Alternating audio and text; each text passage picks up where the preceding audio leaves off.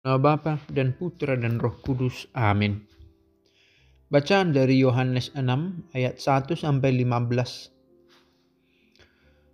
Pada waktu itu Yesus berangkat ke seberang danau Galilea, yaitu danau Tiberias. Orang banyak berbondong-bondong mengikuti dia, karena mereka melihat mukjizat-mukjizat penyembuhan yang diadakannya terhadap orang-orang sakit. Yesus naik ke atas gunung dan duduk di situ dengan murid-muridnya. Ketika itu Paskah, hari raya orang Yahudi, sudah dekat. Ketika Yesus memandang sekelilingnya dan melihat bahwa orang banyak berbondong-bondong datang kepadanya, berkatalah ia kepada Filipus, "Di manakah kita akan membeli roti sehingga mereka ini dapat makan?" Hal itu dikatakannya untuk mencobai dia, sebab ia sendiri tahu apa yang hendak dilakukannya. Jawab Filipus kepadanya, "Roti seharga 200 dinar tidak akan cukup untuk mereka ini, sekalipun masing-masing mendapat sepotong kecil saja." Seorang dari murid-muridnya, yaitu Andreas, saudara Simon Petrus, berkata kepadanya, "Di sini ada seorang anak yang membawa 5 roti jelai dan mempunyai 2 ikan. Tetapi apakah artinya itu untuk orang sebanyak ini?" Kata Yesus, "Suruhlah orang-orang itu duduk." Adapun di tempat itu banyak rumput, maka duduklah orang-orang itu, kira-kira 5.000 laki-laki banyaknya. Lalu Yesus mengambil roti itu, mengucap syukur, dan membagi-bagikannya kepada mereka yang duduk di situ. Demikian juga dibuatnya dengan ikan-ikan itu, sebanyak yang mereka kehendaki.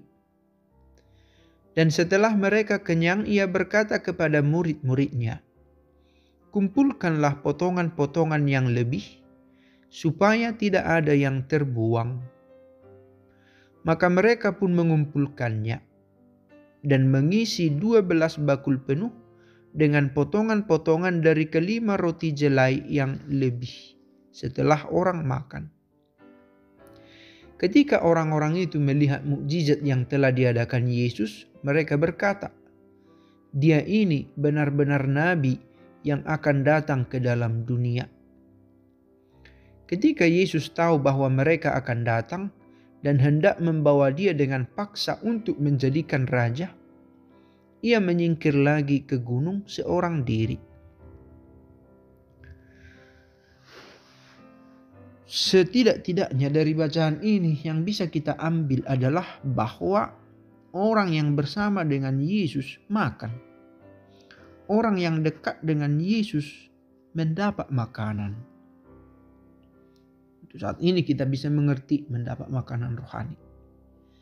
Mendapatkan kepenuhan kalau dekat dengan Yesus. Tetapi tidak cukup jugalah alasan kita dekat kepada Yesus supaya bisa makan. Karena bila demikian menjadi sangat pragmatis hubungan dengan Yesus. Sejauh saya bisa makan. Nanti kalau saya kenyang, saya tinggalkan Yesus. Kiranya bukan hubungan semacam itu yang kita inginkan. Karena itulah semoga kedekatan kita kepada Yesus terutama karena kita sadar bahwa Dialah alamat pencarian kita, tujuan dari pencarian dalam hidup kita, dan bersama Dia kita menemukan kebahagiaan. Menjadi kenyang adalah akibat dari kebersamaan dengan Yesus. Bapa kami yang ada di surga, dimuliakanlah nama-Mu. Datanglah kerajaan-Mu. Jadilah kehendak-Mu di atas bumi seperti di dalam surga. Berilah kami rezeki pada hari ini, dan ampunilah kesalahan kami, seperti kami pun mengampuni yang bersalah kepada kami. Dan janganlah masukkan kami ke dalam pencobaan, tetapi bebaskanlah kami dari yang jahat. Amin. Dalam nama Bapa dan Putra dan Roh Kudus. Amin.